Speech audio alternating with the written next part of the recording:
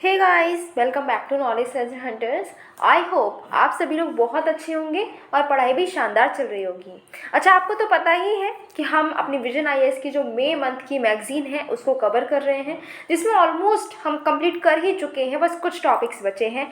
आज हम क्या करने वाले हैं, आज हम कंप्लीट करेंगे अपने सोशल इश्यूज़ को।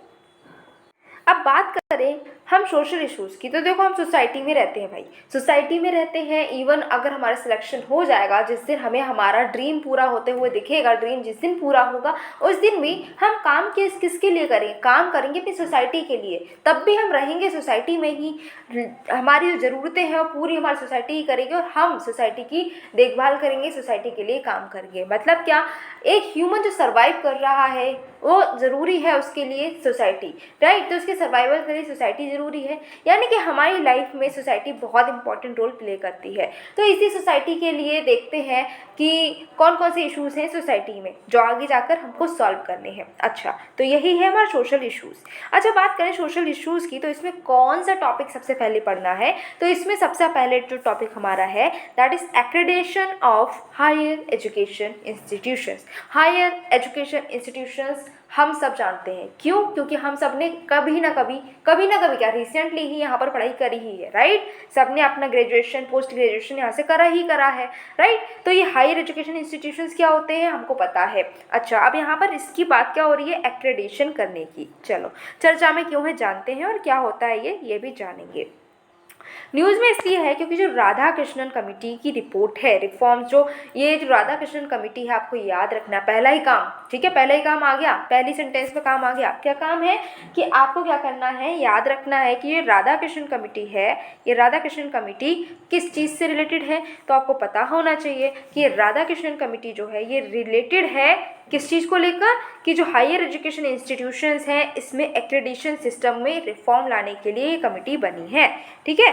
तो अब ये चर्चा में क्यों है, चर्चा में इसलिए है क्योंकि जो राधा कृष्णन कमेटी बनाई गई, तो अब इसने क्या किया, कुछ काम किया होगा, ऑब्वियसली काम किया, इसने काम किया, कुछ रिसर्च की, कुछ डेवलपमेंट किए और निकाली। डेवलपमेंट के बाद में क्या निकलती है, डेवलपमेंट क्या किया इसने, कोई इंफ्रास्ट्रक्चर नहीं बनाया, इसने डेवलपमेंट किया है एक रिपोर्ट का। इसने एक रिपोर्ट निकाली है और वो रिपोर्ट कहती है कि किस तरीके से हम एक्रेडिटेशन सिस्टम जो है हमारा इंडियन हायर एजुकेशन इंस्टीट्यूशंस का, इसमें हम किस तरीके से रिफॉर्म ला सकते हैं। तो वो जो इन्होंने वे आउट निकाला है ना, उसको इन्होंने पब्लिक डोमेन में अभी डाला है कि भाई देखिए कि इसमें क्या क्या और हम इम्प्रूवमेंट कर सकते हैं। अच्छा, और हम बात करें तो ये जो कमेटी है ना, इसको हेड कौन कर रहे हैं, तो इसको हेड कर रहे हैं हमारे जो इसरो के पहले जो चीफ थे, डॉक्टर के कृष्णन, राधा कृष्णन, ठीक है। तो ये इसको हेड करते हैं, जिसको 2022 में, मतलब अभी नई नई ही बनी है, ज़्यादा पुरानी नहीं है, तो 2022 में मिनिस्ट्री ऑफ एजुकेशन ने ये कमेटी बनाई है।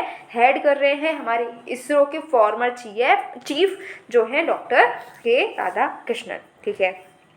अब ये कमेटी को क्या काम दिया गया, तो कमेटी क्या करेगी, एक्रेडिटेशन प्रोसेस जो है हमारी हायर एजुकेशन की उसको असेस करेगी और जो स्ट्रेंथन करेगी। साथ ही साथ में एक रोड मैप बनाएगी नेशनल एक्रेडिटेशन काउंसिल के लिए, कि जो नेशनल एजुकेशन पॉलिसी 2020 को इन्विजन करके ये क्या करेगी, रोड मैप बनाएगी नेशनल एक्रेडिटेशन काउंसिल के लिए। रिफॉर्म जो है ये प्रपोज जो किए गए हैं, ये हमारा नेशनल एजुकेशन पॉलिसी जो 2020 की है उसी के अकॉर्डिंग होने चाहिए, ठीक है। हमें पता है कि जितना भी एजुकेशन सेक्टर में रिफॉर्म हो रहे हैं वो सब हमारी जो नेशनल एजुकेशन पॉलिसी 2020 की आई है इसी के मुताबिक होने चाहिए, इसी को कोऑर्डिनेट करते हुए होने चाहिए। हम देख रहे हैं कि कभी कोई रिफॉर्म आता है, हमने पिछली जो मंथ की मैगजीन थी उसमें भी हमने देखा कि कुछ फ्रेमवर्क्स आए हुए थे, राइट। हमने देखा था क्रेडिट सिस्टम किस तरीके से लागू होगा, कहाँ कहाँ पर क्रेडिट होगा, वो सब हमने देखा। तो वो भी क्या था, वो ज़्यादा जो फ्रेमवर्क आया था वो भी नेशनल एजुकेशन पॉलिसी के साथ में अलाइंड था, ठीक है। हम राइट वे को अडॉप्ट करेंगे, एक simple, trust based, credible, objective, rationalise system लेकर आएंगे, जिसमें जो हमारे हायर एजुकेशन सिस्टम है उसकी रैंकिंग को, उसके एक्रेडिटेशन को हम देखेंगे, ठीक है। समझ में आया। अब क्या है कि जो कमिटी है इसे सजेस्ट किया है, क्या सजेस्ट किया है, इसने कहा कि जो एजुकेशन सिस्टम है उसको ट्रांजिशन करना होगा, जो एक्रेडिटेशन सिस्टम हम लेकर आ रहे हैं इसको अपनाना होगा 2023 के दिसंबर तक, ठीक है। अगर नेशनल एक्रेडिटेशन काउंसिल बाद में भी सेट होती है तो कोई टेंशन नहीं है, नेशनल एक्रेडिटेशन काउंसिल बाद में सेट होती रहे, जितना टाइम लेना उतना लेते रहे, बट हमारा जो सिस्टम है, जो एक्रेडिटेशन रिजीम हम लेकर आ रहे हैं, इसको आपको 2023 के दिसंबर तक अपनाना होगा, ये कमेटी ने सजेस्ट किया है। ठीक है, अब जो नेशनल एक्रेडिटेशन कमिटी है, जो काउंसिल है, ये 4 जो हमारे वर्टिकल्स है नेशनल हायर एजुकेशन कमीशन के, उसका एक वर्टिकल है जो कि बाद में बनेगा, अभी ये बना नहीं है। ठीक है, अब ये एक्रेडिशन की सिग्निफिकेंस क्या होता है, अगर ये एक्रेडिशन हो जाता है तो क्या इंपॉर्टेंस है इसकी, स्टूडेंट्स के लिए क्या सिग्निफिकेंस है कि वो बेस्ट इंस्टीट्यूशंस को सिलेक्ट कर सकते हैं। जैसे हम लोग का सबका ड्रीम होता है ना कि अब मुझे बेस्ट से बेस्ट कॉलेज में पढ़ना है, राइट, तो वो बेस्ट कॉलेज कौन सा होगा इसको सिलेक्ट करने में हेल्प मिल जाएगी। एम्प्लॉयर को क्या रहेगा कि एम्प्लॉयर जो है वो प्रोग्राम की क्रेडिबिलिटी और नॉलेज लेवल कितना है स्टूडेंट का, इसको डिटरमाइन कर सकते हैं ये एक्रेडिटेशन सिस्टम से। इंस्टीट्यूशन जो हैं उनमें स्टूडेंट जो है ज़्यादा से ज़्यादा एडमिशन लेंगे तो स्टूडेंट रिटेंशन होगा, बेटर प्लानिंग कर सकते हैं, रिसोर्स एलोकेशन की और इन्वेस्टमेंट भी आ सकता है। फंडिंग एजेंसी के लिए क्या रहेगा कि उनके पास में डेटा अवेलेबल होगा कि कौन से इंस्टीट्यूशन है जहाँ पर वो फंडिंग करेंगे और कहाँ नहीं करेंगे। कंट्री को ओवरऑल क्या बेनिफिट होगा कि जो रैंकिंग है इंटरनेशनल रैंकिंग में, उसमें इंडिया की रैंकिंग भी इम्प्रूव होगी।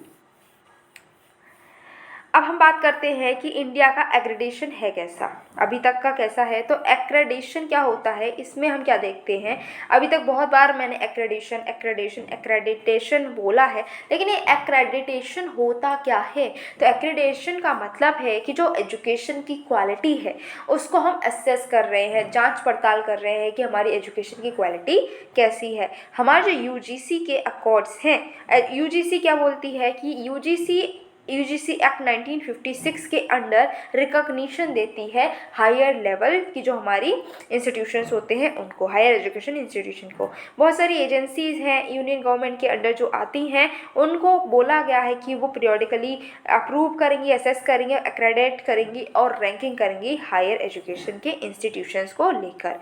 अगर हम बात करें कि एक्रेडिटेशन सिस्टम की, इंडिया में कौन कौन सी सिस्टम ऐसे हैं जो कि एक्रेडिट करते हैं हायर एजुकेशन सिस्टम को, तो यहाँ पर पहली है national assessment and accreditation council, जो कि 1994 में सेट की गई थी। ठीक है, तो इसको ये क्या करते हैं, वॉलंटियरली जो इंस्टीट्यूशंस हैं वो अपनी परफॉर्मेंस को असेस करा सकते हैं।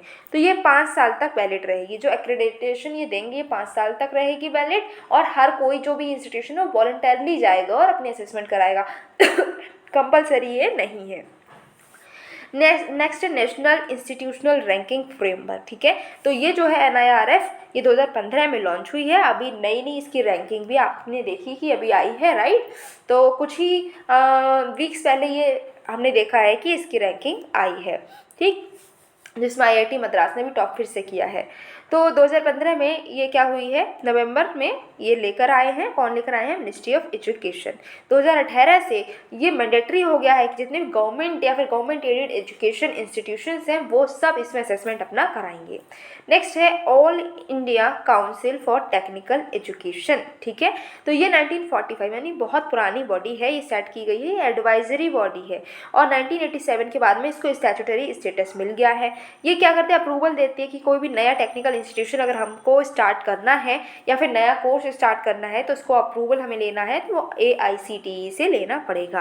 नेक्स्ट है NBA is what, it is national board of accreditation. Initially इसको AICTE ने ही इस्टेब्लिश किया 1994 में, लेकिन 2013 में ये अलग हो गया है AICTE से। ये क्या करता है, जो प्रोग्राम्स जो हैं टेक्निकल प्रोफेशनल इंस्टीट्यूशंस ऑफर करते हैं उनको ये एक्रेडिटेट करता है।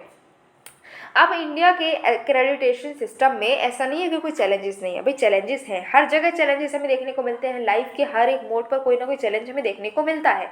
तो ऐसे ही यहाँ पर भी हमें कई सारे चैलेंजेस देखने को मिल रहे हैं। क्या है, सबसे पहली चीज़ तो ये जो सिस्टम है ये बहुत ही ज़्यादा सेंट्रलाइज्ड सिस्टम है। ठीक है, तो ये कैसा है, सेंट्रलाइज्ड सिस्टम है, और ये फेडरल स्टेट पर इसकी अगर हम आउटरीच देखें तो इसकी आउटरीच अच्छी नहीं है। जो ग्रोइंग नंबर ऑफ हमारे हायर एजुकेशन सिस्टम है उनके साथ में ये पेस नहीं कर पा रहा है उनके साथ में ये नहीं चल पा रहा है कदम से कदम मिलाकर। ठीक, नेक्स्ट है कि पार्टिसिपेशन काफ़ी लो रहता है। जो वॉलंटियर करें कि हमारा असेसमेंट कर दो, ऐसे जो हायर एजुकेशन इंस्टीट्यूशन है बहुत ही कम है।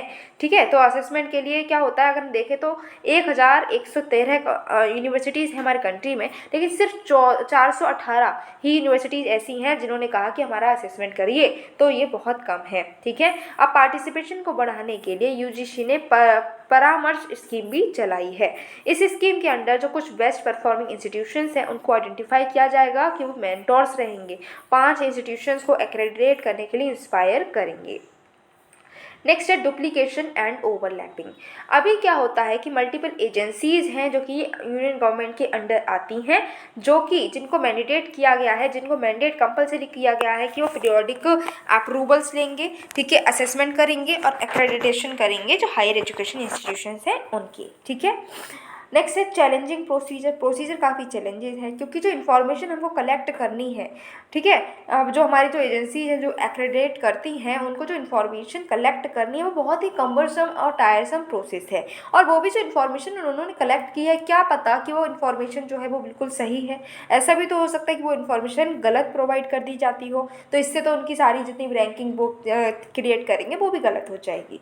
फिर मैनुअल और हाइब्रिड सिस्टम है, हायर डिग्री ऑफ सब्जेक्टिविटीज से आती है इनकन्सिस्टेंसी रहती है, क्योंकि हम हाथ से काम कर रहे हैं तो कोई पर्सन अपने आप से अपने दिमाग का यूज़ कर रहा है और सिर्फ अपने बाइजनेस उसमें आ सकती है। ठीक है, किसी इंस्टीट्यूशन को अगर उससे वो अच्छा लगता है तो वो उसको हाई रैंक भी दे सकता है, तो ये चीज़ भी यहाँ पर देखने को मिलती है। और कहा जाता है कि करप्शन भी इस सिस्टम में देखने को मिल रहा है। ठीक है, अब इतनी सारी प्रॉब्लम्स हमने देखी, तो इसमें हम रिकमेंडेशंस भी देख लेते हैं कि भाई कैसे इंप्रूव करेंगे। प्रॉब्लम्स तो देख ली ना, लेकिन प्रॉब्लम्स से लड़ना और उनसे जीतना ही तो हमारा काम है, तो कैसे हम जीतेंगे इन चैलेंजेस से। चलो, सबसे पहली चीज़ है कि कंपोजिट असेसमेंट सिस्टम होना चाहिए।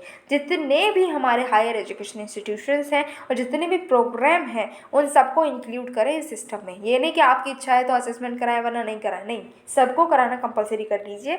उसके बाद में जो प्रोग्राम एक्रेडिटेशन और इंस्टीट्यूशनल एक्रेडिटेशन है इन सबको एक साथ जोड़ देना चाहिए। नेक्स्ट है कि बाइनरी एक्रेडिटेशन सिस्टम होना चाहिए। कमिटी ने कहा है कि अभी तक क्या होता है कि 8 पॉइंट का ग्रेडिंग सिस्टम है, इसको 2 पॉइंट के क्रेडिट सिस्टम में लेकर आओ। कि एक तो अभी तक 8 पॉइंट है कि एक्रेडिटेशन में क्या होता है 8 पॉइंट्स प्रोवाइड किए जा रहे हैं, अब कहा जा रहा है कि 2 पॉइंट लेकर आओ, या तो एक्रेडिटेड है या नहीं है, ये और जो 6 चीज़ें और घुसेड़ रखी है वो मत घुसवाओ। ठीक है, ऐसा बोला है। फिर कमिटी ने प्रपोज किया कि 2 सब डिवीजन होने चाहिए नॉन एक्रेडिटेड कैटेगरी के लिए, कि एक तो अवेटिंग है जो कि अभी उसको वो इंतजार कर रहा है कि उसको एक्रेडिटेशन मिल जाए। नेक्स्ट है कि नॉन एक्रेडिटेड, कि वो अभी तक इतना स्टैंडर्ड उनका है ही नहीं कि उनको एक्रेडिटेट कर सकें। ठीक है, फिर जो है प्रपोज किया है कि जो मेंटोर करें इंस्टीट्यूशंस को जो कि अभी तक स्टैंडर्ड से दूर है, तो उनको मेंटोर किया जाए कि कैसे वो खुद को इम्प्रूव करेंगे और एक्रेडिटेशन ले पाएंगे। नेक्स्ट है टेक्नोलॉजिकली ड्राइवन सिस्टम होना चाहिए, जैसे कि one nation one data one platform को हम अपग्रेड करें और जो एसेस कंट्रोल है वो एडुकेट एसेस कंट्रोल हम प्रोवाइड करें इसमें। ठीक है, अच्छा, इसी के साथ साथ हम देख लेते हैं कि एक्रेडिटेशन, अभी तो हमने हायर एजुकेशन इंस्टीट्यूशंस का देखा है, अब हम देखते हैं स्कूल का। तो इंडिया में कोई मैंडेट ही नहीं है सरकार के द्वारा कि अब रेगुलर स्कूल का एवेल्यूएशन होना चाहिए, इसमें कोई मैंडेट है ही नहीं। जो नेशनल एजुकेशन पॉलिसी 2020 है ये कह रही है क्वालिटी सेल्फ रेगुलेशन होना चाहिए, मतलब अपने आप से अपने स्कूल की कैसे काम चल रहा है वो खुद ही आप रेगुलेट कर लें। ठीक है, और इन्होंने रिकमेंड किया है कि एक सेपरेट स्कूल क्वालिटी असेसमेंट होना चाहिए, एक्रेडिटेशन फ्रेमवर्क होना चाहिए, जिसको हमारे जो state council of education research and training है वो डेवलप करेंगी। फिर NABET is national accreditation board for education and training, ये एक्रेडिटेशन प्रोग्राम ऑफर कर रहे हैं जिसको हम accreditation standard for quality school governance नाम देते हैं। और नावेट जो है कॉन्स्टिट्यूएंट बोर्ड है जिसमें क्वालिटी काउंसिल ऑफ इंडिया जो है उसका ही एक बोर्ड यहाँ पर देखने को मिलता है। 3 सेक्शंस हैं जिसमें स्टैंडर्ड देखा जाएगा कि स्कूल गवर्नेंस कैसी है, एजुकेशनल एंड सपोर्ट प्रोसेसेस कैसी हैं, परफॉर्मेंस किस तरीके की हो रही है।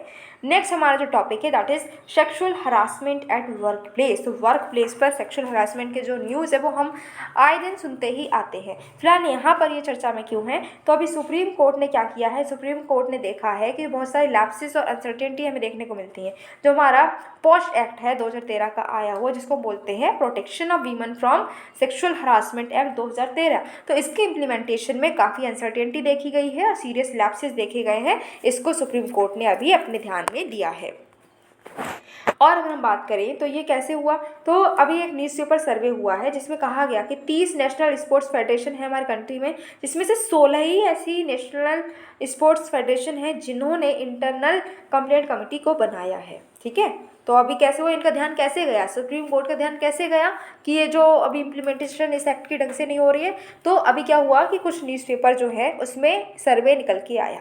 क्या सर्वे निकल के आया कि हमारे इंडिया में 30 नेशनल स्पोर्ट्स फेडरेशन है। अब ये चीज़ क्यों आई है, देखो हमने देखा ना अभी जो रेसलिंग प्रोटेस्ट हो रहा था, बहुत ज़्यादा रेसलर्स प्रोटेस्ट कर रहे थे, राइट। तो उसी चीज़ को देखते हुए यहाँ पर सर्वे किया गया, नेशनल जो कुछ न्यूज़पेपर से उन्होंने सर्वे किया, तब यहाँ पर ये चीज़ ध्यान में आई कि अच्छा कि 30 नेशनल स्पोर्ट्स फेडरेशन है लेकिन सिर्फ 16 ही ने क्या किया है, इंटरनल कंप्लेंट्स कमेटी बनाई है। और ये जो इंटरनल कंप्लेंट्स कमेटी है ये बनाना ज़रूरी बोला गया है 2013 का जो ये एक्ट आया है पॉश एक्ट, इसके अंडर। ठीक है, तो ये सुप्रीम कोर्ट का ध्यान फिर यहाँ पर गया।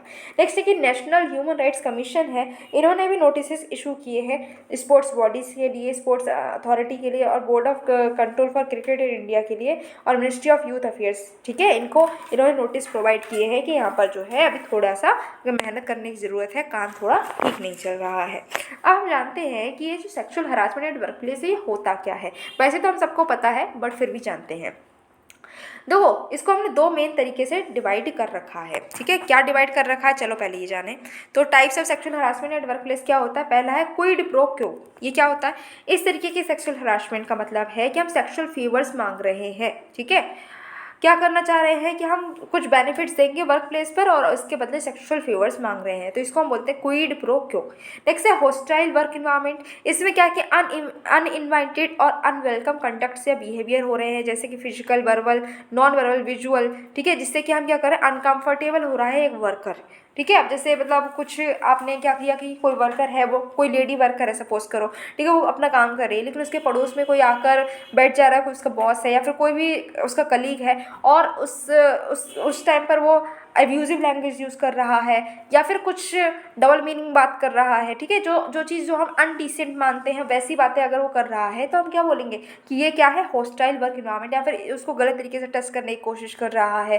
तो ये चीज़ें जो होती है ना, ये सब हम जानते हैं, ये सब हम देखते हैं, ये मूवीज़ वगैरह में दिखाया जाता है, तो ये चीज़ होते हैं हॉस्टाइल वर्क इन्वायरमेंट। लेकिन ये जो क्विड प्रो क्यो, इसमें बोला जाता है कि मैं आपका प्रमोशन कर दूंगा अगर आपको कुछ भी सेक्सुअल, अगर वो मांगता है, कुछ सेक्सुअल बेनिफिट मांगता है या फिर फेवर मांगता है कि ऐसा कर दो तो मैं आपके साथ ऐसा करूँगा, या फिर इस तरह की जो बातें होती है ना, ये भी हम जानते हैं, ये भी हमने मूवीज़ में देखा है। तो ये होता है क्विड प्रो क्यो। ठीक है, तो ये दो तरीके के होते हैं, हमने समझा। नेक्स्ट है कि कॉस्ट क्या होगी sexual harassment at work place की। तो इंडिविजुअल्स क्या हैं, वो साइकोलॉजिकल सफरिंग से गुजरते हैं, राइट। तो अगर ऐसा उनके साथ होता है तो क्या होता है कि वो साइकोलॉजिकली बहुत परेशान रहते हैं, मानसिक रूप से वो बहुत ज़्यादा टेंशन में रहते हैं। नेक्स्ट है कि बिहेवियरल चेंज आ जाता है, वो खुद को अलग थलग रखने लगते हैं, लोगों से बातचीत करना पसंद नहीं करते, लोगों से बहुत दूर हो जाते हैं, किसी को भी मतलब बात नहीं करते, अपनी खुल के कोई बात नहीं कह पाते, अपनी प्रॉब्लम शेयर नहीं कर पाते, ये सारी प्रॉब्लम्स हो जाती हैं। फिर स्ट्रेस हो जाता है। ठीक है, अब स्ट्रेस होगा तो इससे क्या होगा, वो फिजिकली भी परेशान रहते हैं, बीमार हो जाते हैं और मेंटली भी वो इल हो जाते हैं। प्रोफेशनल लॉसेस भी होते हैं, जैसे कि वो अपनी, अब मान लो कोई पर्सन है, अब कोई और वो ऑफिस जाता था, ठीक है, वहाँ पर वो अच्छा खासा काम कर रहा था, करियर अच्छा खासा था उसका, बट उसके साथ में ऐसी बातें जब होने लगी तो क्या हो गया, उसने कहा कि मैं जॉब छोड़ दूंगा और उसने जॉब छोड़ दी। अब इसमें वो अच्छा खासा काम कर सकता था बट उसने क्या करा, जॉब छोड़ दी उसकी, तो करियर भी उसका, उस करियर अपॉर्चुनिटीज़ भी उसकी कई बार हम देखते हैं कि लॉस हो जाता है। नेक्स्ट है एम्प्लॉयर्स और एंटरप्राइजेस को क्या नुकसान होता है, तो प्रोडक्टिविटी कम हो जाता है। भाई अब कोई वर्कर है, वो अच्छे से काम करता था बट अब वो मेंटली परेशान रह रहा है और अब फिजिकली भी परेशान रह रहा है, तो वो कैसे काम करे, प्रोडक्टिविटी उसकी कम हो जाएगी, प्रोग्रेस भी कम हो जाती है। ठीक है, और कंपनी की इमेज भी कभी कभी हम देखते हैं खराब होती है। सोसाइटी में क्या है कि वीमन जो हैं वो women undermine access to high status, फिर वीमन जो उनको हाई स्टेटस नहीं मिल पाता, लीगल क्रिमिनल जस्टिस के एक्सपेंसेस भी वेयर करने पड़ते हैं, लॉन्ग टर्म रिहेबिलिटेशन कॉस्ट भी वेयर करनी पड़ती है। अब इसमें क्या है कि हमें वर्क प्लेस को सेफ बनाने के लिए क्या करना है कि प्रिवेंट करना है, प्रोहिबिट करना है और रीएड्रेस करना है सेक्सुअल हरासमेंट को अगेंस्ट देम वर्क प्लेस में। तो इसके लिए पॉश एक्ट 2013 आया कि अब ये इतनी सारी प्रॉब्लम्स हो रही है और हम देख रहे हैं आजकल जो है वीमन जो है हर फील्ड में आगे बढ़ रही है। तो वो अब आगे बढ़ रही हैं, वो इतनी टैलेंटेड हैं, तो उनका टैलेंट जो वो रुक ना जाए, उनका टैलेंट बढ़ता जाए, वो अब उन्हें उड़ने से कोई रोक ना पाए, उनके पंखों को कतर ना दे। ऐसी जो हरकतें ऑफिस में हो रही हैं या फिर वर्क प्लेस पे हो रही हैं, इस वजह से कहीं वो अपना टैलेंट ना छोड़ दें, ठीक है, उनकी उड़ान कहीं रुक ना जाए, इसके लिए हम लेकर आए पॉश एक्ट 2013 में। ठीक है, इसमें क्या है, जो लेजिस्लेटिव पैकिंग है वो दी गई है विशाखा गाइडलाइंस को। विशाखा गाइडलाइंस जो है ये 1997 में आई थी, लेकिन अभी सिर्फ गाइडलाइंस थी, कोई एक्ट नहीं था। तो इसको अब क्या किया, इस एक्ट के ज़रिए थोड़ी और ज़्यादा बैक पावर मिली है। तो विशाखा गाइडलाइंस की बात करें तो इन्होंने विशाखा गाइडलाइंस से डिफाइन किया कि भाई सेक्सुअल हरासमेंट आखिर होता क्या है। इन्होंने 3 तरीके के ऑब्लिगेशन दिए इंस्टीट्यूशन को, कि प्रोहिबिट करना है, प्रिवेंट करना है, और अगर हो गया तो उसको रिड्रेस करना है। इन्होंने कहा कि कंप्लेंट्स कमेटी बनानी है इंस्टीट्यूशंस को। यही चीज़ जो है अभी ये हमने देखा ना कि सिर्फ 16 में करी गई, 30 इंस्टीट्यूशंस में, तो 30 में नहीं की गई, 30 में से 16 में की गई। तो यही चीज़ से फिर पूरी चीज़ें यहाँ पर ये पूरा केस निकल कर आया है। अब ये पॉश एक्ट 2013 है, इसके प्रोविजंस की बात करें तो सबसे पहली चीज़ क्या है, सेक्सुअल हरासमेंट को इन्होंने डिफाइन किया है। इन्होंने कहा कि सेक्सुअल हरासमेंट का मतलब है कि कोई भी पर्सन जो है, या फिर एक से ज़्यादा लोग जो है, कोई पर्सन जो है वो क्या कर रहा है कि अनवेलकम एक्ट जो है, बिहेवियर अगर हो रहे हैं तो उसको हम बोलते हैं सेक्सुअल हरासमेंट। ठीक है, किसी पर्सन को क्या करा जा रहा है, सेक्सुअली हरास कर रहे हैं, इसका मतलब क्या कर रहे हैं कि अनवेलकम्ड एक्ट उसके साथ में कर रहे हैं, अनवेलकम बिहेवियर उसके साथ में कर रहे हैं। अब वो कैसे होगा, मतलब फिजिकल कॉन्टैक्ट किसी का, मतलब जैसे हाथ पकड़ रहे हो, किसी को टच कर, ये चीज़ें हो जाएंगी। ठीक है, और वो जो आपका जो टच कर रहे हो वो दूसरा पर्सन उसको वेलकम नहीं कर रहा है, वो उसको पसंद नहीं आ रहा है, ये चीज़ है। ठीक है, नेक्स्ट है कि डिमांड करे सेक्सुअल फेवर्स के लिए। ठीक है, सेक्सुअली कलर्ड रिमार्क्स कर, जैसे हम लोग देखते हैं जो ईव टीजिंग में बहुत सारे रिमार्क्स पास किए जाते हैं, दैट इज़। फिर पोर्नोग्राफी शो कर रहे हो, ठीक है, कोई पर्सन इंटरेस्टेड नहीं है बट आप शो कर रहे हो उसको, तो ये चीज़ आ जाएगी। नेक्स्ट है कि unwelcome physical, verbal, non verbal conduct अगर सेक्सुअल नेचर का होता है जो कि वेलकम्ड नहीं है, दैट इज सेक्सुअल हरासमेंट। ठीक है, कि सामने वाला बंदा जो है वो उस चीज़ को नहीं डिमांड कर रहा है, उस चीज़ को वो अपोज कर रहा है, but you are doing that, तो फिर ये सेक्सुअल हरासमेंट है। नेक्स्ट है कि वर्क प्लेस क्या होगा, ये भी डिफाइन किया गया है। तो कोई भी वो जगह जिसको एम्प्लॉय विजिट कर रहा है अपने एम्प्लॉयमेंट के कोर्स में। ठीक है, अब इसमें ट्रांसपोर्टेशन भी आ जाता है, जैसे कि हम देखते हैं कुछ ऑफिस में क्या होता है कि हम बोलते हैं कि ट्रांसपोर्टेशन फैसिलिटी अवेलेबल है। जैसे अगर स्कूल की बात कर लो तो स्कूल बस में, अब स्कूल बस अवेलेबल होती है, उसमें क्या होता है टीचर्स जो होते हैं वो भी बैठ कर जा रहे हैं। ठीक है, टीचर्स के लिए भी ट्रांसपोर्टेशन सिस्टम दिया जा रहा है। अब उस बस में बैठकर कोई पर्सन अगर किसी दूसरे पर्सन को सेक्सुअली हरास करता है तो ये भी वर्क प्लेस में ही इंक्लूड किया जाएगा, क्योंकि वो स्कूल बस में बैठा है, वो टीचर जो है वो स्कूल बस में बैठा हुआ है और स्कूल की जॉब के लिए ही अपने जो एम्प्लॉयमेंट है उसी के से कनेक्टेड ये चीज़ हो रही है कि वो उसी से कनेक्शन में इस बस में बैठा है, कहीं वो घूमने नहीं जा रहा है, किसी जर्नी पे नहीं जा रहा है। ठीक है, तो इसको हम क्या बोलते हैं, वर्क प्लेस बोलते हैं। मतलब कोई भी जगह जो विजिट की जा रही है एम्प्लॉय के द्वारा अपने एम्प्लॉयमेंट के टर्म्स के अंडर। ठीक है, नेक्स्ट है अग्रीव्ड वूमन। तो अग्रीव्ड वूमन कौन होगी, तो वो सारी वूमन, ठीक है, उसके उनकी कोई भी एज हो, किसी चाहे वो पियोन हो चाहे वो एमडी हो, कोई टेंशन वाली बात नहीं है। उनका एम्प्लॉयमेंट स्टेटस कोई भी हो, उनकी कोई भी एज हो, चाहे वो ऑर्गेनाइज सेक्टर में हो या फिर अनऑर्गेनाइज सेक्टर में हो, पब्लिक सेक्टर में हो या प्राइवेट सेक्टर में हो, वो सारी वूमन जो है अग्रीव्ड वूमन में आएंगी जिनके साथ में सेक्सुअल हरासमेंट हुआ है। ठीक है, इसमें क्लाइंट्स, कस्टमर और डोमेस्टिक वर्कर्स भी आते हैं। हम लोग देखते हैं ना कभी कभार कि डोमेस्टिक वर्कर्स के साथ में ऐसा कर दिया वैसा कर दिया, तो ये उसमें भी आएंगे। नेक्स्ट है ग्रीवांस रिड्रेशल मैकेनिज्म। तो कंप्लेंट्स कमेटी बनाई जाएगी। ठीक है, तो इंटरनल कंप्लेंट्स कमेटी बनाना जरूरी है हर प्राइवेट और पब्लिक ऑर्गेनाइजेशन में जिसमें 10 या 10 से ज़्यादा एम्प्लॉयज़ हैं। अब ये जो इंटरनल कंप्लेंट्स कमेटी है इसमें मिनिमम 4 लोग हो सकते हैं। ठीक है, जिसमें से हाफ जो है वीमेन होंगी। जितना भी 4 मेंबर है तो समझ लो कि 2 मेंबर तो वीमेन होंगी ही होंगी। फिर आईसीसी जो है इनके पास में पावर सिविल कोर्ट की जैसी ही होती हैं। नेक्स्ट है डिस्ट्रिक्ट ऑफिसर जो है वो लोकल कमेटी बनाएंगे, जो जहाँ अब लोकल कमेटी में क्या होगा, ऑर्गेनाइजेशन कंप्लेंट करेंगे जहाँ पर अगर 10, अब मान लो कहीं पर 10 से कम है, ठीक है, हमने कहा 10 से ज़्यादा लोग अगर एम्प्लॉयज़ हैं, तो 10 से ज़्यादा वर्कर्स हैं तो वहाँ पर इंटरनल कंप्लेंट कमेटी बन जाएगी। बट कुछ ऐसे इंस्टीट्यूशंस भी होते हैं जहाँ पर 10 लोग नहीं हैं, तो वहाँ पर कंप्लेंट अगर करनी है तो कैसे होगी, तो फिर डिस्ट्रिक्ट ऑफिसर ने जो लोकल कमेटी बनाई है वहाँ पर आप कंप्लेंट कर सकते हैं। नेक्स्ट ये प्रोसीजर क्या होगा कंप्लेंट्स को फाइल करने के लिए, तो कोई भी अग्रीव्ड विक्टिम है या फिर उसका लीगल हेयर है वो क्या कर सकता है, कंप्लेंट कर सकता है। कंप्लेंट जो 3 महीने के अंदर अंदर होना चाहिए। ऐसे नहीं 3 महीने हो गए उसके बाद में आप जा रहे हो और फिर कंप्लेंट कर रहे हो, तो ये चीज़ जो है नहीं मानी जाएगी। लेकिन अगर आईसीसी ने चाहा तो वो टाइम को एक्सटेंड भी कर सकता है। फिर कॉन्सिलिएशन, तो आईसीसी जो है वो इंक्वायरी से पहले क्या कर सकता है, एग्रीड वीमेन से रिक्वेस्ट कर सकता है तो मैटर जो है वो अपने आप से ही सेट कर ले जो रेस्पोंडेंट है। तो लेकिन कोई मॉनिटरी सेटलमेंट यहाँ पर नहीं होगा, ठीक है। समझौता कर सकते हैं आप, लेकिन मॉनिटरी समझौता नहीं। नेक्स्ट है इंक्वायरी। तो आईसीसी जो है वो फॉरवर्ड कर सकता है विक्टिम की कंप्लेंट पुलिस के लिए कि पुलिस इंक्वायरी करे यहाँ पर। तो पुलिस जो है वो 90 दिन के अंदर इंक्वायरी करके देंगे। फिर एक्शन अगेंस्ट द परपिट्रेटर, जिसने ऐसा कार्य किया है अब उसके अगेंस्ट में एक्शन कैसे लिया जाएगा, तो जो सर्विस रूल्स के अंडर जो प्रोविजंस हैं उनको माना जाएगा और उनके अकॉर्डिंग ही एक्शन लिया जाएगा। अपील की बात करें तो अगर सेटिस्फेक्शन नहीं होता वीमन को जो भी फैसला सुनाया गया है तो 90 दिन के अंदर कोर्ट में भी अपील डाल सकती है। फिर फॉल्स कंप्लेंट, अब ऐसा हुआ कि फॉल्स कंप्लेंट कर दी है कि ऐसा कुछ हुआ ही नहीं, सेक्सुअल हरासमेंट हुआ ही नहीं, बट उसने फाइल कर दिया है, तो जो है यहाँ पर क्या जाएगा, वीमन के अगेंस्ट में भी एक्शन लिया जाएगा, ठीक है। जो प्रोविजन है सर्विस रूल्स में उसके अकॉर्डिंग। फिर प्राइवेसी को इंश्योर किया जाएगा, वीमन की जो आइडेंटिटी है, रेस्पोंडेंट और विटनेस है, उनकी सारी इन्फॉर्मेशन जो है वो सब पब्लिक नहीं की जाएगी।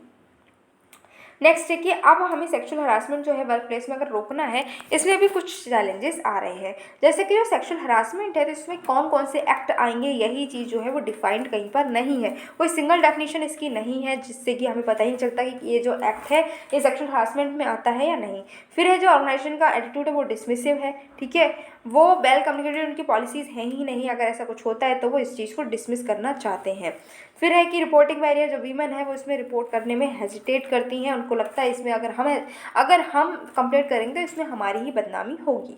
फिर चैलेंजेस है क्रॉस कल्चरल और ग्लोबल कंटेक्स्ट के। तो यहाँ पर क्या है, कल्चरल कंटेक्स्ट अलग अलग हैं, ठीक है, तो बिलीव्स लोगों के अलग है, एटीट्यूड अलग है, तो इस वजह से क्या है कि लोग जो हैं कंप्लेंट करने में फिर से हेजिटेट ही करते हैं। शॉर्ट कमिंग, इस एक्ट की भी कुछ कमी है, जैसे कि सिर्फ वीमन को प्रोटेक्ट करता हुआ नजर आता है, लेकिन हम जानते हैं कि सेक्सुअल हरासमेंट तो मैन का भी हो सकता है, आजकल हम देख रहे हैं, राइट। तो सेक्सुअल हरासमेंट तो दूसरे किसी जेंडर का हो सकता है, लेकिन सिर्फ वीमन ही क्यों यहाँ पर लाए गए हैं। फिर सेक्सुअल हरासमेंट जो है वो सेम सेक्स के द्वारा भी किया जा सकता है, लेकिन इस पर कोई बातचीत इसमें करी ही नहीं गई है, ठीक है। फिर एक्शन अगेंस्ट परपिट्रेटर जो है वो एम्प्लॉयर बेस्ड प्रोविजंस ही लेंगे, तो इसमें कंपनी टू कंपनी वो एक्शन अलग अलग हो सकते हैं। नेक्स्ट हम बात करते हैं न्यूज़ एंड शॉर्ट्स की। तो इसमें पहली जो न्यूज़ है दैट इज पोषण भी पढ़ाई भी स्कीम। ये स्कीम जो है ये वीमन, जो ministry of women and child development है, उन्होंने लॉन्च की है, जिनका फोकस है कि अर्ली चाइल्डहुड केयर और एजुकेशन पर, यानी कि जो शुरुआत के 6 साल होते हैं बच्चे के, तो वहाँ पर हम क्या है चाइल्डहुड केयर भी देंगे और एजुकेशन भी प्रोवाइड करेंगे। की हाईलाइट की बात करें तो यहाँ पर जो आंगनवाड़ी वर्कर्स को ट्रेन किया जाएगा national institute of public cooperation and child development के द्वारा। इसमें जो चाइल्ड डेवलपमेंट है हर डोमेन में उसका डेवलपमेंट करने की कोशिश की जाएगी, जो नेशनल करिकुलम फ्रेमवर्क में प्रोवाइडेड है। जैसे कि हम जानते हैं, हमने कौन से विकास की बात की थी, 5 विकास हमने देखे थे अपनी लास्ट जो मंथ है उसकी मैगजीन में, राइट। तो वही यहाँ पर बात करी गई है। नेक्स्ट है ईसीसी का मतलब क्या है कि जो early childhood care and education की में क्या होगा कि हम केयर प्रोवाइड करेंगे, जैसे हेल्थ है, न्यूट्रिशन देंगे और बच्चे को क्या करेंगे पढ़ाई भी करवाएंगे। इसमें प्रोटेक्टिव और स्टिमुलेटिंग इन्वायरमेंट देंगे, जिसमें play based developmentally activities provide करेंगे चिल्ड्रन के लिए, जिससे कि उसका मोटर, कॉग्निटिव, सोशियो इमोशनल और लैंग्वेज का डेवलपमेंट हो सके। ये क्रूशियल कंपोनेंट है मिशन सक्षम आंगनबाड़ी का और पोषण 2.0 का, ठीक है। नेक्स्ट है आंगनबाड़ी सेंटर्स की अगर हम बात करें तो ये इस्टेब्लिश किए गए हैं इंटीग्रेटेड चाइल्ड डेवलपमेंट स्कीम के अंडर 1975 में। अभी अगर हम बात करें तो इंडिया में लगभग 1.39 मिलियन ऑपरेशनल आंगनबाड़ी सेंटर्स हैं, तो सच अ ह्यूज नंबर, ठीक है। नेक्स्ट है चाइल्ड मलन्यूट्रिशन। तो levels and trends in child malnutrition, joint child malnutrition estimates 2023 को रिलीज़ किया गया है और इसको पब्लिश किया है जॉइंटली यूनिसेफ, WHO और वर्ल्ड बैंक के ग्रुप ने, ठीक है। तो आपको याद रखना है यहाँ पर कि ये चीज़ जो है किसने रिलीज़ की है, ओके। इसने कहा कि अभी जो 2025 में हम चाहते हैं कि हमारा ग्लोबल न्यूट्रिशन का जो एजेंडा है उसकी प्रोग्रेस जो है वो अभी हमारी अचीव नहीं हो पाई है। मतलब 2025 तक जो हम चाहते हैं, जो हमारा टारगेट है ग्लोबल एजुकेशन हेल्थ को लेकर, उतने अभी हमने जो काम किया है वो अचीव नहीं कर पाएंगे। जितने हमने प्रोग्रेस की है वो इनसफिशिएंट है इस टारगेट को अचीव करने के लिए।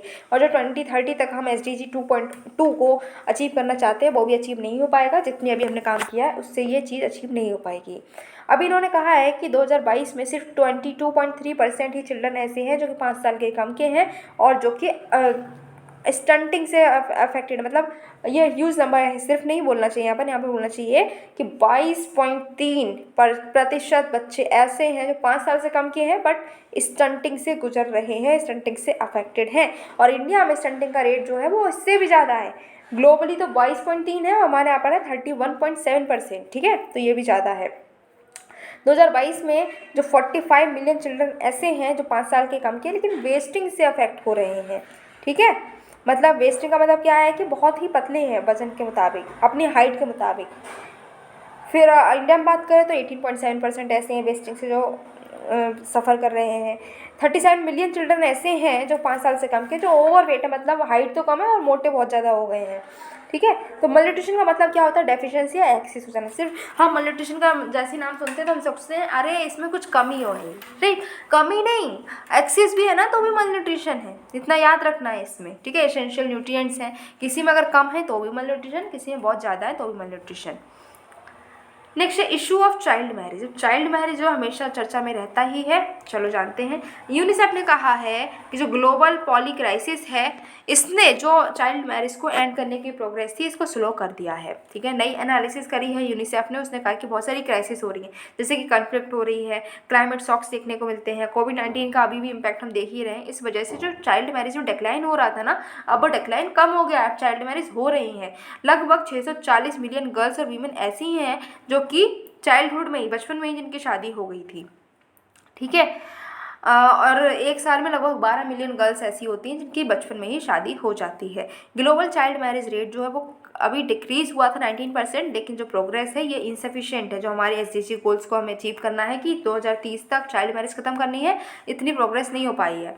ठीक है, इंडिया में क्या हो रहा है कि प्रोग्रेस हो रही है, रिसेंट डिकेट्स में हमने देखी कि प्रोग्रेस तो हो रही है, लेकिन अभी भी दुनिया भर की जो चाइल्ड रेट, दुनिया भर की जो ऐसे चाइल्ड मैरिज होती हैं उसमें 1/3 चाइल्ड मैरिज हमारी इंडिया में ही होती हैं। लेकिन बात करी जाए कि चाइल्ड मैरिज होती ही क्यों है, हम सबको पता है कि अगर बचपन में अगर बच्चे की शादी कर दोगे तो वो तो ठीक नहीं है ना, उसकी हेल्थ इम्पैक्ट, उसकी मेंटल इम्पैक्ट सब कुछ पड़ेगा उस पर। तो ये हम क्यों करते हैं? तो जेंडर इनइक्वालिटी देखने को मिलती है, कुछ सोशल नॉर्म्स भी हैं, पॉवर्टी है, एजुकेशन नहीं है, सेफ्टी कंसर्न्स भी रहते हैं गर्ल चाइल्ड को लेकर, और सेक्सुअलिटी पर कंट्रोल लाने के लिए भी ऐसा किया जा रहा है। अब इसको रोकने के लिए कई इनिशिएटिव्स भी लिए गए, जैसे कि prohibition of child marriage act 2006 में आया, जिसमें बताया कि शादी जो है वो किस एज में करनी चाहिए, तो लीगल एज बता दी गई। नेक्स्ट है बेटी बचाओ बेटी पढ़ाओ स्कीम 2015 में लेकर आए, जिसमें बताया गया है कि स्टेट गवर्नमेंट जो है इसमें चाइल्ड मैरिज के, अब ये भी क्या है, बेटी जब पढ़ेगी, ठीक है, अब वो पढ़ाई कर रही तो होता है ना, हम लोग बोलते हैं अरे अभी उसकी शादी नहीं करेंगे, अभी वो पढ़ाई कर रही है, तो इससे क्या होगा कि चाइल्ड मैरिज नहीं होगी, थोड़ी रुक जाएगी। फिर पार्लियामेंट्री स्टैंडिंग कमेटी जो है उसने बताया है कि अगर हम वीमेन की एज 21 तक कर दें शादी के लिए तो इसके क्या प्रो और कॉन्स होंगे। इम्पैक्ट क्या पड़ता है, तो जो है स्कूल में नहीं रहेंगी, शादी के बाद में वो स्कूल नहीं जाएंगी पढ़ने। ठीक है, फिर अर्ली प्रेगनेंसी हो जाएगी, इससे उनकी हेल्थ कॉम्प्लिकेशंस बढ़ेंगे। फिर क्या होगा कि गर्ल्स जो अपनी फैमिली फ्रेंड से अलग रहेगी, शादी के बाद में क्या होता है फ्रेंड्स छूट जाएंगे, अपनी जो रियल जो फैमिली जहाँ पर वो पैदा हुई वो फैमिली छूट जाएगी, और फिर डोमेस्टिक वायलेंस और सेक्शुअल हरासमेंट जैसी भी चीज़ें भी उसको देखने को मिल सकती हैं। फिर है इंटरनल डिस्प्लेसमेंट। तो इंटरनल डिस्प्लेसमेंट मॉनिटरिंग सेंटर ने अभी क्या किया है, रिपोर्ट जारी की है 2023 की, नाम है जिसका global report on internal displacement. अब ये जो रिपोर्ट है ये वर्ल्ड की लीडिंग सोर्स डेटा है जो कि बताती है कि इंटरनल डिस्प्लेसमेंट कितना हुआ है। 2023 का एडिशन जो है इसने स्पेशल फोकस दिया है कॉम्प्लेक्स रिलेशन जो है डिजास्टर, कन्फ्लिक्ट और वायलेंस के, फूड सिक्योरिटी के और इंटरनल डिस्प्लेसमेंट के। ये जो है इंटरनल डिस्प्लेसमेंट मॉनिटरिंग सेंटर 1998 में स्टैब्लिश हुआ था नॉर्वेजियन रेफ्यूजी काउंसिल के पार्ट के तौर पर। ठीक है, अब ये जो इंटरनल डिस्प्लेसमेंट है ये क्या होता है, तो इंटरनल डिस्प्लेसमेंट का मतलब है कि जो फोर्स मूवमेंट्स होते हैं, लोग जो हैं अपनी कंट्री में ही एक जगह से दूसरी जगह मूव कर रहे हैं। ऐसा नहीं कि घूमने जा रहे हैं, नहीं, घूमने वेकेशन मनाने नहीं जा रहे, वो अपना घर बार छोड़कर दूसरी जगह जा रहे हैं काम की तलाश में या फिर सेफ्टी की तलाश में, या फिर ऐसा हो गया है कि उनका घर बार सब छूट गया है तो वो कहीं और जाकर रहने लगे हैं, दैट इज इंटरनल डिस्प्लेसमेंट। ठीक है, इसमें इंडिविजुअल और ग्रुप जो है वो उनको फोर्स किया जाता है कि आप अपनी जगह छोड़कर कहीं और जाकर काम करें, ठीक है, और जाकर कहीं और जाकर रहें, कन्फ्लिक्ट को अवॉइड करने के लिए ज़्यादातर ऐसा होता है। जैसे हम लोग देखते हैं न्यूज़पेपर अगर आप पढ़ते हो तो आपने कभी कभी अगर आपने हेडलाइंस सुनी हो कि अरे भाई यहाँ पर बहुत ज़्यादा लड़ाई हो गई, अगर आप हिंदी न्यूज़पेपर देखें तो उसमें होता है कि उपद्रव हो गया, पत्थरबाजी हो गई, जिसकी वजह से हर घर में ताला पड़ा नज़र आ रहा है, यहाँ पर सुनसान नज़र आ रही है, सारे लोग इस जगह को छोड़कर कहीं और जाकर रहने लगे हैं, राइट। राइट। इस तरीके की कुछ चीज़ें हम पढ़ते हैं, अगर आपने कभी पढ़ा हो हिंदी न्यूज़पेपर तो पढ़ते ही होंगे, राइट। इंडिया में कुछ भी कर लो, कहीं ना कहीं से हिंदी तो आपकी रहेगी हमेशा साथ में, राइट। तो हम लोग हर जगह देखते हैं हिंदी न्यूज़पेपर, जितना इंग्लिश जितना नहीं मिलता उतना हिंदी तो मिल ही जाता है। तो उसमें अगर आपने देखा तो ये क्या हो रहा है कि कन्फ्लिक्ट हुआ, वहाँ पर जो है स्टोन पेल्टिंग हुई, पत्थरबाजी हुई, लोग जो है अब कन्फ्लिक्ट से खुद को बचाने के लिए अपने रिश्तेदारों पर चले जाते हैं या फिर कहीं और जाकर रहने लगते हैं, ठीक है। तो वो तो कुछ दिन के लिए गए हैं, लेकिन अब हमें लग रहा है कि कन्फ्लिक्ट तो चले ही जा रहा है, 2-3 महीने हो गए, कन्फ्लिक्ट रुक नहीं रहा, तो हम अपना घर बार ऐसे ही छोड़ते हैं, कहीं और जाकर रहने लगते हैं। जैसे यूपी का पर्सन है, वो रहने लगा कि बॉम्बे में, ठीक है, मुंबई में रहने लगा, मुंबई का पर्सन है, उसने कहा कि चलो ऐसे चल रहा है, मेघालय रहने लग रहे हैं। तो ये चीज़ क्या है, इंटरनल डिस्प्लेसमेंट होता है। Total number of internal displacement जो है अभी तक सबसे हाईएस्ट देखने को मिले हैं 2023 तक का अगर हम देखें, और इंडिया की बात करें तो लगभग 6.31 लाख लोग जो हैं जो कन्फ्लिक्ट और वायलेंस से बचने के लिए एक दूसरी जगह पर रहने लगे हैं, और 32,000 लोग ऐसे हैं जो डिजास्टर की वजह से अपने घर को छोड़कर कहीं और रह रहे हैं, ठीक है। 75% जो कंट्री की जो है, जितनी भी कंट्री असेस हुई हैं उसमें से 75% कंट्री जो है वो फूड सिक्योरिटी क्राइसिस को फेस कर रही हैं, और जिसकी वजह से लोग दूसरी जगह रह रहे हैं। तो इसमें कहा गया है कि कोई भी अगर ऐसी दिक्कत है तो अनकंडीशनल कैश असिस्टेंस देनी चाहिए, कोई कंडीशन मत रखो, ऐसे ही सबको कैश दे दो। नेक्स्ट क्या है कि हम जो है आईडीपी जो इंटरनल डिस्प्लेसमेंट पर्सन है उनकी लाइवलीहुड और स्किल को डेवलप करें, और साथ ही साथ में जो इन्वेस्टमेंट है उसमें हमें एंटिसिपेशनरी एक्शन लेने की ज़रूरत है। अब हम देख रहे हैं ये ग्राफ, अगर आप देखो तो इंटरनल डिस्प्लेसमेंट का ग्राफ जो हमेशा ऊपर ही जाता जा रहा है, नीचे नहीं आ रहा है, ठीक, ऊपर ही जा रहा है, मतलब ये बढ़ता ही चला जा रहा है। नेक्स्ट है national human rights commission accreditation. तो global alliance for national human rights institution जो है, उन्होंने जो नेशनल ह्यूमन राइट एक्रेडिटेशन है इसको डेफर किया है, ठीक है। सेकेंड टाइम ऐसा हुआ है कि जो गनहरी ने क्या किया, डेफर कर दिया है। गनहरी क्या है, गनहरी है global alliance for national human rights institution, इन्होंने डेफर कर दिया है एक्रेडिटेशन जो नेशनल ह्यूमन राइट्स ने दी थी, ठीक है। इन्होंने ऑब्जेक्शंस क्या क्या लेकर आए, इन्होंने कहा कि पॉलिटिकल इंटरफेरेंस होता है अपॉइंटमेंट में इसमें, ठीक है, पुलिस को इन्वॉल्व कर लेते हैं ह्यूमन राइट्स वायलेशन में, और पुअर कॉपरेशन है सिविल सोसाइटी के, इसलिए हम जो एक्रेडिटेशन है इसको नहीं मानते, ठीक है। एक्रेडिटेशन के बिना क्या होगा, जो नेशनल ह्यूमन राइट कमीशन है ये अनेबल है कि ये इंडिया को ह्यूमन राइट्स, यूएन की ह्यूमन राइट्स काउंसिल में रिप्रेजेंट नहीं कर पाती, ठीक है। अभी जो हमारे गनरी है जो ये रिस्पॉन्सिबल है कि ये रिव्यू करती है और क्रेडिट करती है नेशनल ह्यूमन राइट्स इंस्टीट्यूशंस को, कि पेरिस प्रिंसिपल जो है हर 5 साल में ये देखती है पेरिस प्रिंसिपल्स को ये कंप्लाई कर रहे हैं या नहीं। पेरिस प्रिंसिपल्स को 1993 में अडॉप्ट किया गया था यूनाइटेड नेशन की जनरल असेंबली है, जिससे कि हम नेशनल ह्यूमन राइट्स इंस्टीट्यूशंस के लिए स्टैंडर्ड्स को ला सकें। 6 क्राइटेरिया इसमें देखे जाते हैं कि मैंडेट एंड कॉम्पिटेंसी देखते हैं, गवर्नमेंट की ऑटोनॉमी देखते हैं, इंडिपेंडेंसी देखते हैं जो हमारे कॉन्स्टिट्यूशन से दी गई हो, प्लुरलिज्म देखते हैं, क्या रिसोर्सेज अवेलेबल हैं सारे, क्या पावर है इन्वेस्टिगेशन की, ये सारी चीज़ें इसमें देखी जाती हैं। 2016 में भी जो नेशनल ह्यूमन राइट्स एक्रेडिटेशन है इसको गैनरी ने रिफ्यूज़ कर दिया था, उन्होंने कहा कि नहीं ये चीज़ जो है हम इसको नकारते हैं, हम इसको नहीं मानते हैं, ठीक है। फिर क्या हुआ, 2019 में अमेंडमेंट हुआ protection of human rights act में, इसमें जो नेशनल ह्यूमन राइट्स काउंसिल है इसके मेंबर्स बढ़ाए गए, और चेयरपर्सन जो है national commission for backward classes, national commission for protection of child right, chief commissioner for persons with disability, इनको भी डीम्ड मेंबर बनाया गया नेशनल ह्यूमन राइट्स कमीशन के, ठीक है। ये नेशनल ह्यूमन राइट्स कमीशन अगर आपने पढ़ा हो तो ये पॉलिटी में हमें पूरा एक डिटेल चैप्टर मिलता है लक्ष्मीकांत बुक में, इवन कोई भी बुक अगर आप पढ़ते हैं पॉलिटी के उसमें मिल जाता है।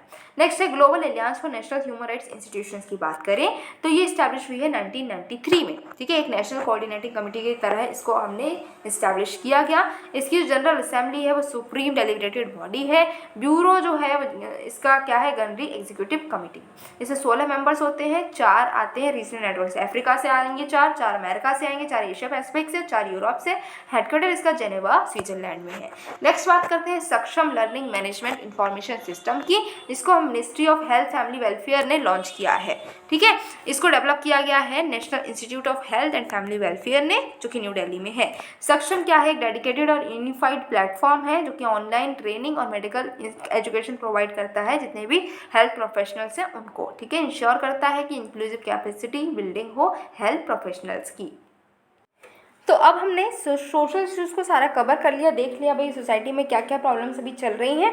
सोसाइटी के बाद में अब हम जानते हैं अपनी इंडिया के प्यारे से कल्चर के बारे में, मतलब अब हम पढ़ेंगे कल्चर से रिलेटेड सारी न्यूज़ को। जिससे पहली न्यूज़ निकल कर आई है कि जो हमारी इंस्क्रिप्शंस है जो हमें मिलते रहते हैं। हम जानते हैं कि इंस्क्रिप्शंस बहुत सारे, हम अगर न्यूज़पेपर आप कवर करते हो तो उसमें आप जानते हो कि इंस्क्रिप्शंस कभी यहाँ मिला, कभी वहाँ मिला, कभी अशोका के इंस्क्रिप्शंस मिले, कभी हमें तमिल लैंग्वेज में लिखे हुए इंस्क्रिप्शंस मिले। इस तरीके की न्यूज़ आती रहती है। तो वो इंस्क्रिप्शंस जो मिलते हैं ना, वो हमारी हिस्ट्री के सोर्स की तरीके से भी यूज़ हो सकते हैं। ठीक है, ये हमारा पहला टॉपिक है। क्यों है चर्चा में? देखो फिर से वही बात है कि जो एक कॉपर प्लेट है, एंशियंट कॉपर प्लेट्स है, इसको डिकोड कर दिया गया है Pune west Bhandarkar oriental research institution ने। इन्होंने बताया है कि जो कॉपर प्लेट्स हैं भाई, इसमें क्या लिखा हुआ है, तो डिकोडिंग इसमें हो गई है।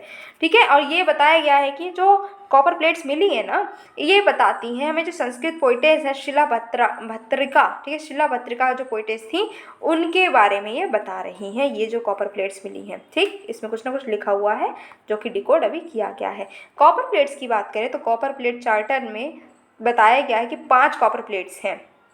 ठीक है, जो कि बादामी चालुक्यन रूलर जो थे विजय आदित्य, तो विजय आदित्य के टाइम की ये कॉपर प्लेट्स हैं। 5 प्लेट्स इसमें पड़ी हुई हैं। ठीक है, चलो गिने, 5 है, 1 2 3 4 5, देखो हमने गिन ली, 5 है, राइट। तो 5 इसमें क्या है, कॉपर प्लेट्स हैं। किस टाइम की मिली है? पहले या तो चालुक्य रूलर की मिली है, और वो नाम कौन है उनका?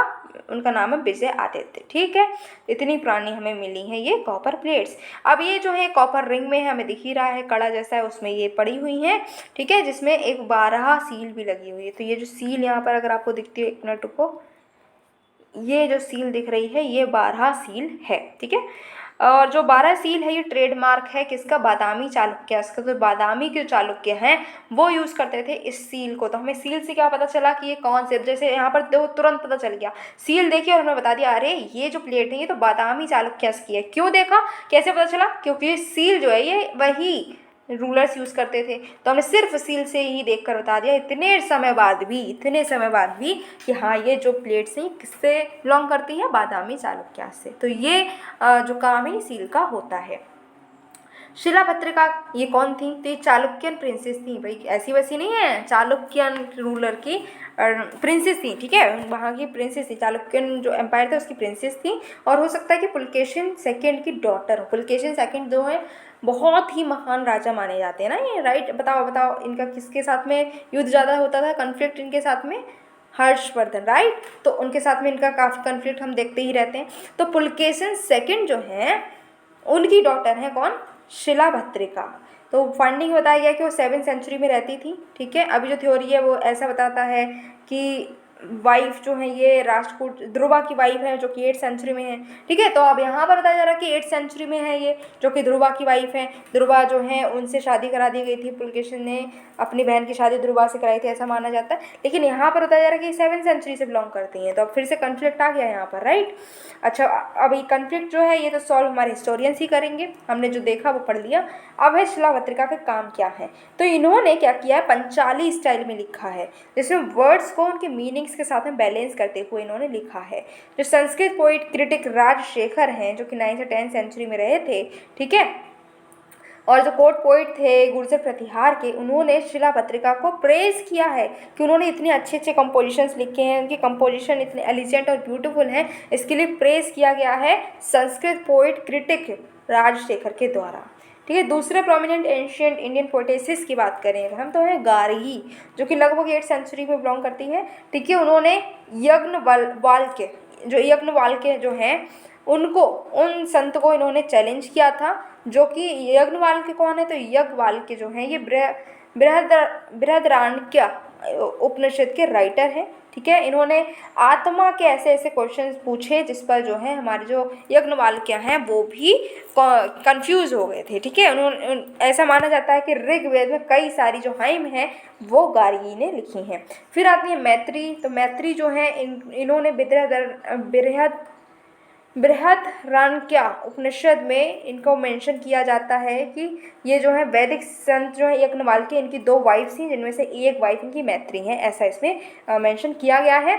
महाभारत में जो है और गृह सूत्र में क्या कहा गया है, महाभारत और गृह सूत्र में इनको एक अद्वैत फिलोसफर माना गया है जिन्होंने कभी शादी नहीं की। और यहाँ पर अगर हम बात करें उपनिषद में बताया गया है कि 2 वाइफ थी यज्ञवाल्क्य की, जिनकी एक वाइफ जो है मैत्री है। तो अब यहाँ पर फिर से कन्फ्यूजन आ गई है, लेकिन वो एक एक्सपाउंडर हैं वेदास की, ये माना जाता है। कि उन्होंने वेदास को एक्सप्लेन किया है, ठीक है। उन्होंने आत्मा और ब्रह्मा की नेचर को डिस्कस किया है और उन्होंने बताया है कि यज्ञवल्क्य के साथ में उनकी यूनिटी, ठीक है।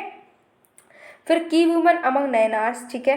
तो करे अब जो नयनार्स हैं, ठीक है, नयनार्स और अलवर्स, तो अलवर्स जो होते हैं वो किसकी पूजा करते हैं, अलवर्स पूजा करते हैं विष्णु जी की, और नयनार्स किसकी पूजा करते हैं, शिव जी की। अगर इसमें आपको कन्फ्यूजन है तो अब मैंने कैसे याद किया था, मैंने याद किया था कि जो शिव जी हैं उनके 3 नयन हैं, राइट। तो नयन वाला जो वर्ड है वो नयनार यानी कि शिव जी से बिलोंग करता है, इस तरीके से याद कर लिया था पहले, ठीक। तो नयनार जो है इनमें अगर हम बात करें कि कुछ की वीमन जो शिव की पूजा करती हैं, ऐसी कुछ वीमन, उसमें करेकल अमैयार, फिर है मंगैयार कसरासी कर क्या है मंगैयार कक्का रसी, ठीक है। फिर है इसे की नैयार, ठीक है। तो इनको मदरा सुंदरार भी बोलते हैं। फिर अंदाल, अंदाल क्या है, ये ओनली फीमेल है। अलवर्स 12 अलवर्स हुए थे, हमने अभी बात की थी अलवर्स कौन होते हैं, तो उसमें 12 अलवर्स थे जिसमें एक जो फीमेल थी वो थी अंदल, ठीक है। इन्होंने 2 वर्ष तमिल में लिखे हैं, एक है तिरुपवई एंड एक है नचियात तिरुमलई। फिर अक्का महादेवी, ठीक है, इन्होंने कन्नड़ लैंग्वेज में लिखा है और उनकी पोएम जो है वो बासाना फॉर्म में है, मतलब एक प्रोज तरीके की है, प्रोज और पोएम जैसी है, ठीक है। और इसमें सेंटेंस पैटर्न सीमेंटिक्स नजर आता है साउंड के मुताबिक अगर हम देखें तो। नेक्स्ट है अतुपुरी मोल्ला, ठीक है, ये डॉटर है एक पॉटर की, और फर्स्ट तेलुगु रामायण भी इन्होंने लिखी है। अभी इंस्क्रिप्शंस मिलते हैं, इस पर वापस आ जाओ। तो इंस्क्रिप्शंस की अगर हम सिग्निफिकेंस की बात करें तो सिग्निफिकेंस तो हमें पता ही है, प्रॉपर जो इवेंट्स उनकी डेटिंग हमें पता चल सकती है, ठीक है। नेक्स्ट सोशल लाइफ इस टाइम की बताते हैं, अब उसमें कुछ लिखा होगा तो वहाँ पर जो है कि सोशल लाइफ कैसी थी, कौन से कस्टम्स माने जाते थे। इकोनॉमी बता देते हैं, वैसे जो हमें प्लेट्स मिली, इंस्क्रिप्शंस मिले, अगर वो सोने पर मिले तो मतलब सोना उस टाइम बहुत था, कॉपर पर भी मिले मतलब कि हाँ इकोनॉमी इतनी अच्छी नहीं थी, सिल्वर पर मिले तो हाँ ठीक ठाक थी इकोनॉमी, इस तरीके से हमें पता चल सकता है। फिर आर्ट फॉर्म क्या क्या थी, राइटिंग ड्राइंग से हमें पता चल जाता है कि वहाँ पर क्या क्या हो रहा था, आर्ट फॉर्म कैसी है। जैसे कि अर्लीस्ट रेफरेंस एक डांसर का, वो जोगी मारा केव में मिलता है, ठीक है। तो इससे पता चलता है हाँ वहाँ पर डांस होता था, हाँ वहाँ पर म्यूजिक होता था, तो ये सारी चीज़ें हमें पता चल जाती हैं। नेक्स्ट चैलेंजेस क्या हैं, हम इनको कैसे समझ पाएँ, ये तो उस टाइम की राइटिंग है ना, हम तो आज इंग्लिश हिंदी इस तरह की चीज़ें पढ़ रहे हैं, तो उस टाइम की लैंग्वेज को कैसे समझें, तो ये हमारे लिए चैलेंज रहता है, ठीक है। एपिग्राफी जो है इंस्क्रिप्शंस की ब्रांच है, उसमें स्टाफ बहुत कम है। नेक्स्ट है कंजर्वेशन, अब इतनी पुरानी चीज़ को कंजर्व करके रखने में दिक्कत होती है। नेक्स्ट है कि इंस्क्रिप्शन जो है सोर्स ऑफ हिस्ट्री तो है, लेकिन यहाँ पर भी कुछ बायसनेस आ ही जाती है, ठीक है। अदर सोर्सेज क्या है हिस्ट्री के, तो कॉइन्स मिल जाए, आर्टिफैक्ट मिल जाए, मॉन्यूमेंट मिल जाए, लिटरेरी सोर्सेज मिल जाए, archaeological sites, painting, oral history, ये सब भी सोर्सेज ही माने जाते हैं हिस्ट्री के, ठीक। नेक्स्ट है जंतर मंतर, कौन कौन गया जंतर मंतर, किस किसने देखा है जंतर मंतर। अच्छा ऐसे कौन कौन से लोग हैं जो 18 साल से पहले जंतर मंतर हुआ थे, मतलब उन्होंने कुछ तो अचीव किया, बचपन में हुआ है, तो ऐसे कौन कौन से, जल्दी से कमेंट करो कि आप में से कौन ऐसे लोग हैं, कौन कौन आप में से बड़े मतलब 18 साल से पहले ही जंतर मंतर हुए थे, या फिर बोलो तो बचपन में हुए थे, ठीक है। अच्छा बताओ, अगर नहीं हुआ है चलो बचपन में नहीं गए तो अब हुआ है क्या, इतना बताओ।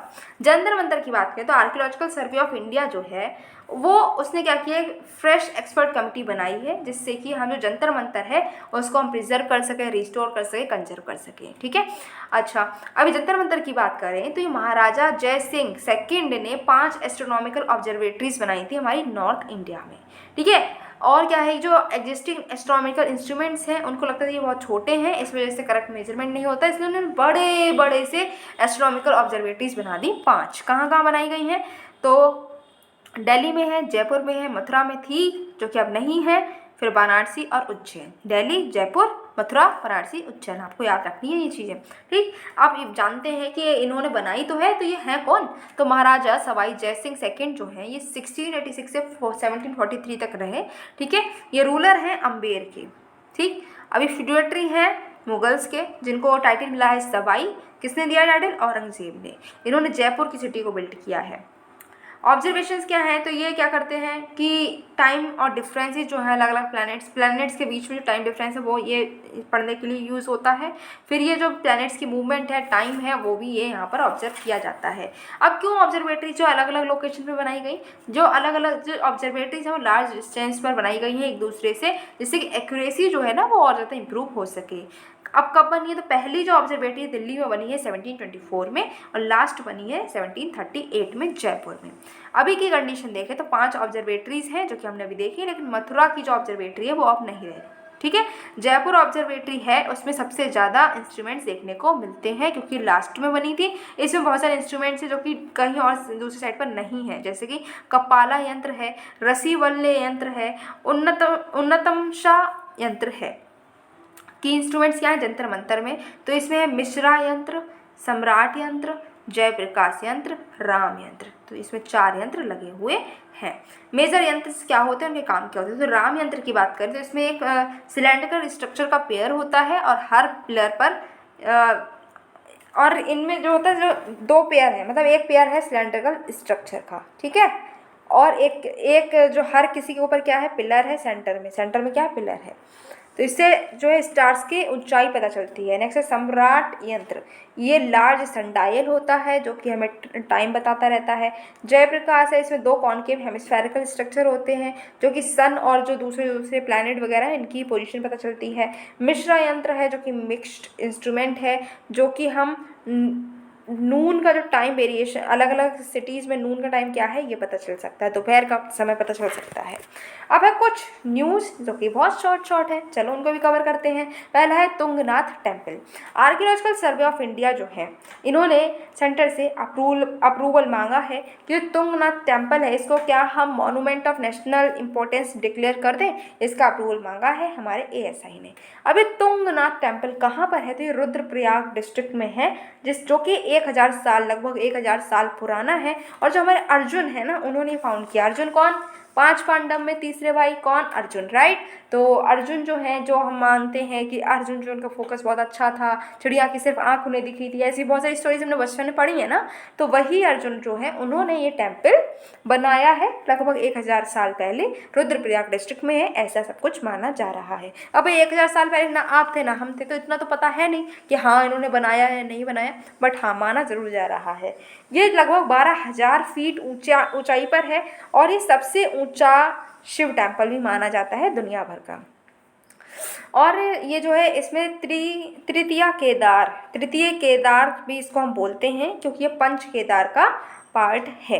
अब पंच केदार कौन कौन से, ये फिर से याद रखना है, हो सकता है क्वेश्चन बन जाए। तो केदारनाथ, तो केदारनाथ में पंच केदार में केदारनाथ तो है ही है। फिर मध्यमेश्वर, तुंगनाथ, रुद्रनाथ, कल्पनाथ। तो 3 तो है नाथ, 1 है ईश्वर, 4 नाथ है 1 ईश्वर। कौन, केदारनाथ, तुंगनाथ, रुद्रनाथ और कल्पनाथ और मध्यमेश्वर, ठीक है, जो कि गढ़वाल हिमालय में।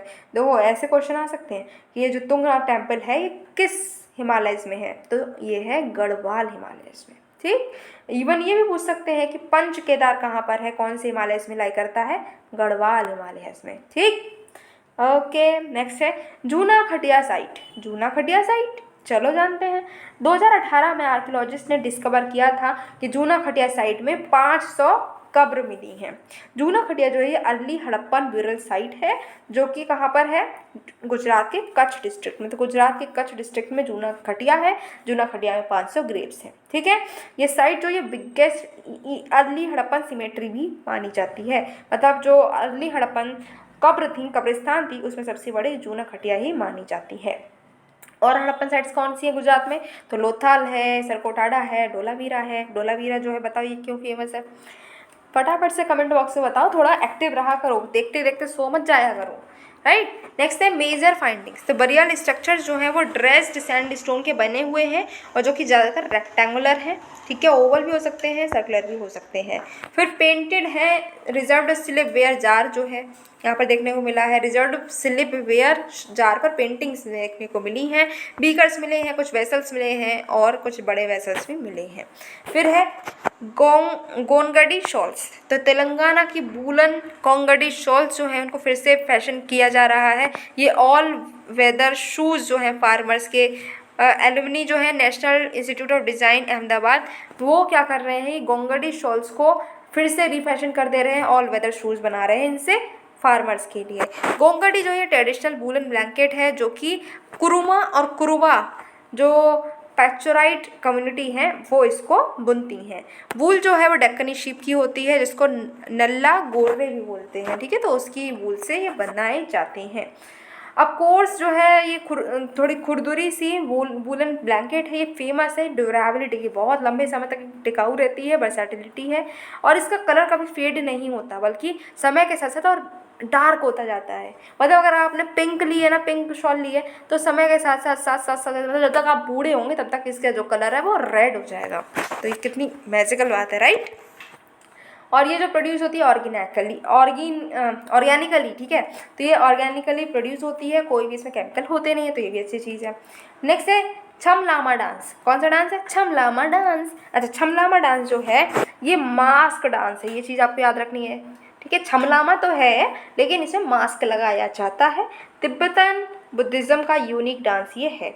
इसमें क्या होता है, बुद्धिस्ट मॉन्क्स हैं वो बहुत ही रंग बिरंगे से कॉस्ट्यूम पहनते हैं, ठीक है, और ट्रेडिशनल इंस्ट्रूमेंट्स की जो साउंड निकलती हैं उस पर ये डांस करते हैं।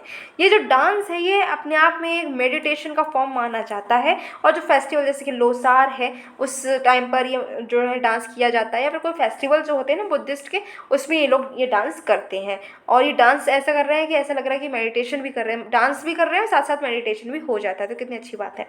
नेक्स्ट है पद्म संभव, जो कि गुरु रिम्पोचे जो हैं फाउंडर हैं निगमापा, ठीक है, उन्होंने ये डांस को स्टार्ट किया था। अच्छा, ये जो डांस है इसमें पद्म संभव की जो लाइफ है और उनकी 8 मैनिफेस्टेशंस है उसको इसमें डिपिक्ट किया जाता है। आज की लास्ट न्यूज़ है Govind Swarup life time achievement award. ये जो है प्रोफेसर जयंत विष्णु नर्लिकर जो हैं वो पहले हमारे एस्ट्रोनॉमिकल सोसाइटी ऑफ इंडिया का जो Govind Swarup life time achievement award है उनको ये मिला है। ये जो अवार्ड है 2022 में इस्टेब्लिश किया गया, मतलब बहुत नया है। गोल्डन जुबली जो है ASI की इस टाइम पर इसको बनाया गया था, जिससे कि जो रिकॉग्नाइज्ड हमारे एमिनेंट इंडियन एस्ट्रोनॉमर्स हैं उनको ये रिकॉग्नाइज कर सके। प्रोफेसर गोविंद स्वरूप की बात करें तो ये फाउंडर थे इंडियन रेडियो एस्ट्रोनॉमी के। इन्होंने ऊटी रेडियो टेलीस्कोप बनाया है और giant metre wave radio telescope भी बनाया। ये फाउंडिंग डायरेक्टर भी थे national centre for radio astrophysics के, और ये जो है स्ट्रॉन्गेस्ट अर्ली प्रोपोनेंट जो है स्क्वायर किलोमीटर एरे के, उसके भी ये प्रोपोनेंट थे। इसी के साथ में आज हमने सोशल इशूज़ साथ ही साथ में कल्चर इशूज़ को डिस्कस किया है। तो हमने बहुत सारी चीज़ें सीखी। अगर आपने सीखी हैं, कुछ अच्छा लगा, तो आपको क्या करना है, वीडियो को लाइक करना है, शेयर करना है, चैनल को सब्सक्राइब करना है, जिससे कि आने वाली वीडियो की नोटिफिकेशन आप तक पहुँचे और आप उसको देखकर खुद को और अपडेट कर पाएँ।